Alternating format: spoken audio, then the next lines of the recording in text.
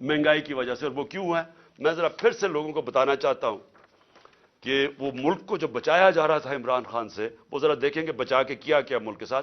और अभी IMF की जो अग्रीमेंट हुई है, ये महंगाई अभी आनी है मजीद, जो रुपया गिरा है इसकी और महंगाई आनी है। लेकिन अभी तक जो महंगाई है, मैं सिर्फ अप्रैल से अब तक आपको बता दूं, आटा बुनियादी चीज जो एक इंसान इस्तेमाल करता है, आम आदमी, 1170 रुपया था 20 kg आटा हमारे दौर पे, आज वो चला गया 2400 पे, दुगना हो गया।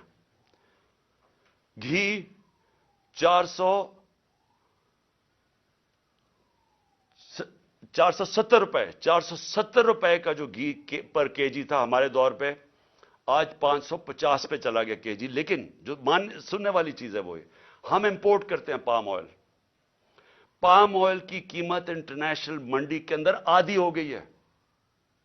उसका कोई फायदा पाकिस्तानियों को नहीं हुआ, क्योंकि यहां मजीद तकरीबन 100 रुपए और महंगा हो गया केजी पे। चिकन, मुर्गी जो हम इस्तेमाल करते हैं, 268 रुपए केजी था हमारे जमाने में, आज 415 पे पहुंच गया। जो चावल 104 केजी हमारे जमाने में था, 172 केजी पे पहुंच गया। प्याज, जो आम आदमी प्याज और रोटी खाने वाले लोग हैं, 62 रुपए किलो था प्याज, आज पहुंच गया 225 रुपए किलो।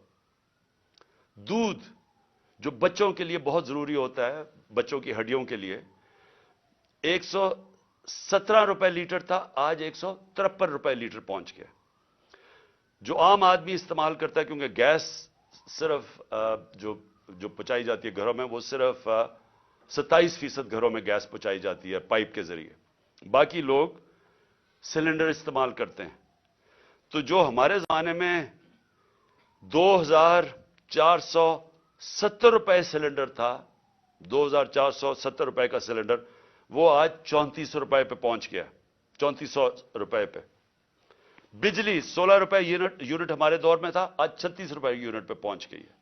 पेट्रोल 150 रुपए का था, आज 250 रुपए पे पहुंच गया। डीजल 145 रुपए का था, 263 रुपए पे पहुंच गया।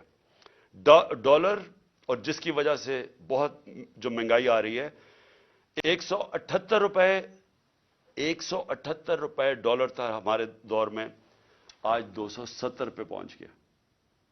और इसका अभी इफेक्ट आने वाला है।